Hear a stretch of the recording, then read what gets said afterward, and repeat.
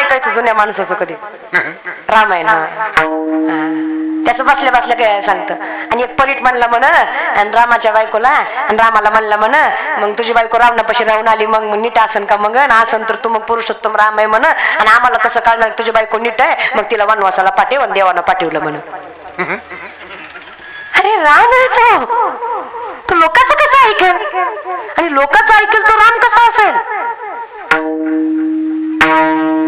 एका वेगळ्या धर्मातल्या माणसाने मला वीर म्हटला, जिथे तुमच्या धर्मात श्रीकृष्णाला 16,108 बायका चालतात, तिथे आमच्या धर्मात 4-5 केलं तर काय हरकत आहे. अरे वेड्या, भोग भोगुनी ब्रह्मचारी. कळतंय का तुम्हाला. केवळ केवळे केवळे नकळे का नोबास. जगाच्या मालकाची तुलना तुम्ही माणसांशी करू नका. ह्या कंसाच्या कारावासात अडकलेल्या मुली आहेत, जिथे कंसाचा वध करावा आणि त्या मुलींनी याचना करावी देवाकडे, देवा अहो तुम्ही ओरडून जरी जगाला सांगितलं ना की या पोळी पवित्र आहेत, लोक देवाचंही ऐकणार नाही. तितकी निष्ठुर लोक इथे आहेत.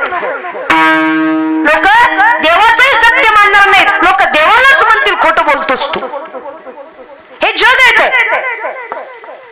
इथे सीताबाईला जर सगळं परीक्षा द्यावी लागते. आम्ही कोण आहेत कृष्णा. आम्ही आमची पवित्रता जगाला नाही सिद्ध करून दाखवू शकत. मग आमचं काय.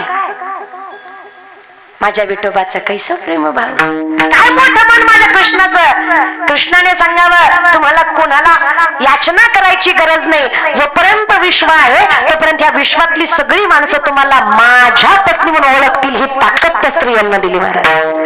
म्हणून भगवंताने त्याचं नाव त्या स्त्रियांच्या पुढे लावलं, पण एकाही मुलीला भगवंतांनी स्पर्शही केला नाही. तो कृष्ण आहे बर का. मी म्हणजे राधा ती म्हणजे कृष्ण. याडपट आहे तू. गणपती समोर नाचणारा कृष्ण असतो रे.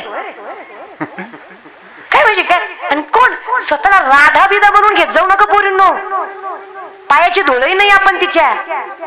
अरे कोण आहे राधा. राधा आणि कृष्ण यात काही फरक नाही. हे पुन्हा तिथंच आलं. आपल्या संसाठी करूनही राधा आणि कृष्ण वेगळे नाहीयेत. कुठलाच देव वेगळा नाहीये. निर्गुण निराकार आहे परमात्मा. मोहिनी स्वरूपामध्ये ज्यावेळेस भगवंताने विष्णूने मोहिनीचं स्वरूप घेतलं त्यावेळेस सगळे देव भुलले, पण एकमेव सूर्यदेव होते त्यांच्या मनात वात्सल्य निर्माण झालं. प्रत्येक देवाला वाटलं इतकी सुंदर मोहिनी सारखी माझी बायको असावी.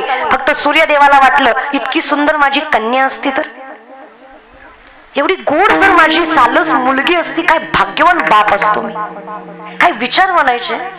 जिथं देवही वासनेने अधीन झाले तिथं सूर्यदेव म्हणले अशी माझी मुलगी असावी. कन्या तरी ऐशी होई जैशी मुक्ताई जण. काय नशीब असेल माझं एवढी गोड पोरगी देखणी जन्माला आली तर. देव म्हणले काय हृदय सूर्यदेवा तुमचं. वर आहे माझा, आशीर्वाद आहे माझा. जिथे मन निर्मळ आहे ना, तुका म्हणे चित्त करारे निर्मळ घेऊन गोपाळ आहे तिथे. तिथे भगवंताचा वर आहे, विष्णूंचा वर आहे सूर्यदेवाला. जिथे द्वापार युगात मी कृष्ण म्हणून जन्माला येईल, त्याच द्वापार युगात राधा म्हणून मी तुमच्या पोटी जन्माला येईल. आणि ती राधा इतकी सुंदर असेल, अशा लाखो मोहिनी ज्याच्या रूपावर भाळतात तो तिच्या रूपावर भाळलेला असेल. इतकं देखणं तिचं स्वरूप असेल. अख्खं त्रैलोक्य ज्याच्यावर प्रेम करतो तो त्रैलोक्य नाथ जिच्यावर प्रेम करतो तिच्यातून त्याच्यात अंतर कसं असेल. आणि आमची म्हणतात तू म्हणजे राधा मी म्हणजे कृष्ण. हा कृष्णा कापूस याचा आहे जा किसून जातोय. तू किसन आहे कृष्ण. अरे आपलं तोंड बघ, देवाचं तोंड बघ. आपल्या तोंडावर तेज नाही रे दादा. आणि आपण राधा. काय राधा असेल महाराज, काय राधा असेल. कधी वृंदावनात कधी तिकडे ब्रिज तिकडे गेलात तुम्ही तर तिथे कृष्णाच्या समोर राधेचं तोंड झाकलेलं असतं. का झाकलेलं असतं का तर राधेचं तोंड दाखवल्यावर लोक कृष्णाकडे बघणार नाही. तितकं रूप तिचं देखलंय. बघा ना तो कृष्ण आहे रे. आणि राधा कृष्णाचं लग्न झालं बरं का ब्रह्म होते लावायला. आणि तो वयाचं तुम्ही करू नका. हे जगाच्या मालकांच्या कथा आहेत. हे ते 22 वर्षाची राधा त्यावेळेस श्रीकृष्ण 5 वर्षाचे. राधेला नवरा आहे जेव्हा देव रांगतोय. आता तुमची राधा 22 तुम्ही 5चे रे. असे रांगत जाता का मला तिला असं करता तुम्ही. करा ना काय करायचं. मला नवल फक्त याच आहे. मला विनंती एवढीच आहे काय करा नाचायचं आहे ना नाचावं. वरातीत रिकामीच आहेत ना वराती. ज्ञानदेव भेटला नाही, तो नाचत बुडीवला. आणि जो जो या वर्षी गणपती समोर नाचला ना, या बहिणीची शपथ आहे दाद्या, अजून 4 वर्ष तुला बायको भेटत नसते. आता बाकीचे म्हणतात तुझी नीट नांदत नसते, ही भेटल्यापेक्षा न भेटल्यापेक्षा बेकार आहे, भेटलेली न नांद. काय माय नवरात्राचे उपासन दसऱ्या दिवशी बोकड आणि देवी कोपती म्हणून हाणलं पाहिजे का तुम्हाला. हे बघा, भगवंताच्या नामाला कालवेळ नाम उच्चारिता, देवाचं नाम कसंही घ्या, म्हणजे कसंही घ्या असंही नाहीये, कसंही घ्या म्हणजे मुखातून फक्त यावं. मला सांगा, मध रागाने खाल्ला गोड लागत नाही? मध रागाने खाल्ला गोड लागत नाही का? विष प्रेमानं पिलं मरत नाही का? घरी गेल्यावर पिऊन बघा, सकाळी विचारते.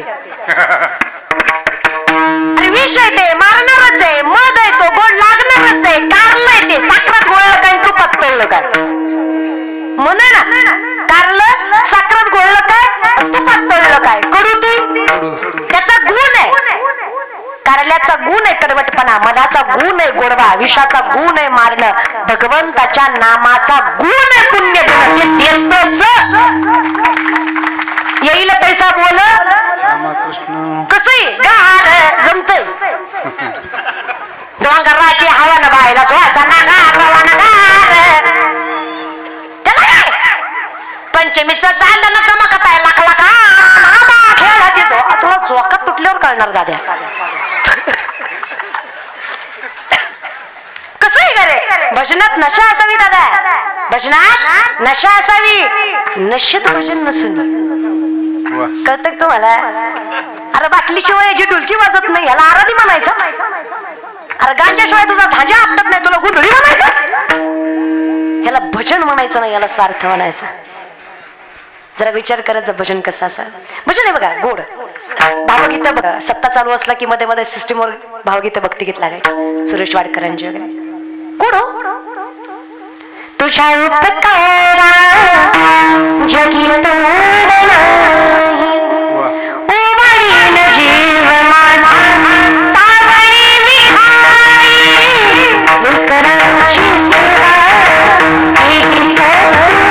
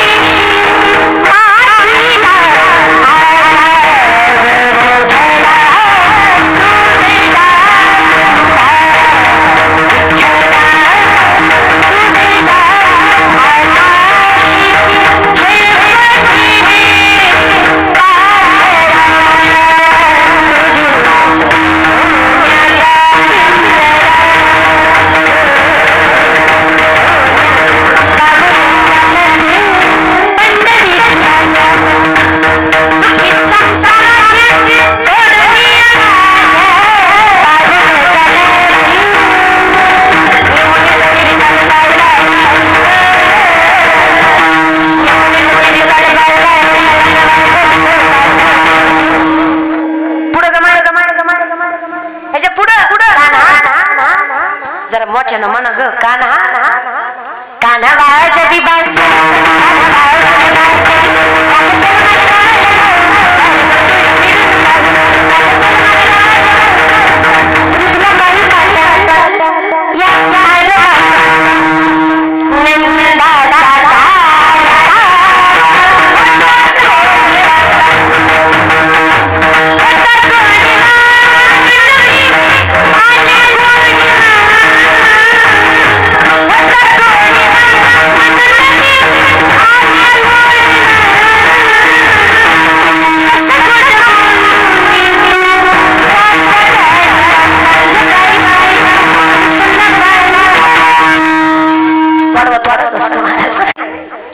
लेकराला झोपी घालायची तरी अंगाई म्हणायची. निमोनीच्या छाया चंद्र झोपला